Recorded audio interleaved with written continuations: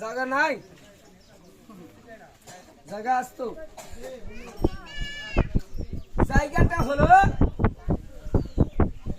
ও বলেছে ঘর ছেড়ে উঠেন খাড়া বারান্দা নিল সরে, কোন জায়গায় দাঁড়াই ফকির ভিক্ষা দিব তোরে। মা বলি তোমার ঠাই, যদি বা তোমার বাড়িতে কোনো ফকির আসে জিগির যায়, শুধু জিগির দিলে ভিক্ষা দেওয়া যাবে না, তাহলে বাবা জিগিরের সঙ্গে কিছু থাকতে হবে। কি এমন জিনিস থাকতে হবে? বিসমিল্লাহির রহমানির রহিম, লা ইলাহা ইল্লাল্লাহু মুহাম্মাদুর রাসূলুল্লাহ। ও মা, আমাকে কিছু সাহায্য করে বিদায় করো। এই কথা যতক্ষণ ফকিরে না বলবে ততক্ষণ ওই ফকিরকে ভিক্ষা দেওয়া না জায়েজ।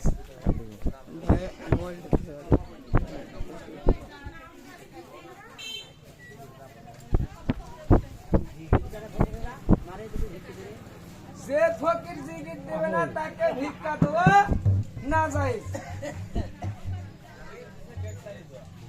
তাই ভিক্ষা কার উপর থেকে দিবে?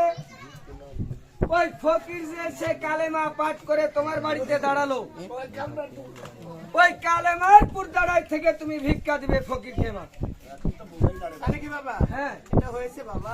তারপরে তুমি বলেছো ফকিরে তোরে বলে দি আজুল্লাহ মা আরজুল্লাহ খাকির লাভিস্তল প্রতি।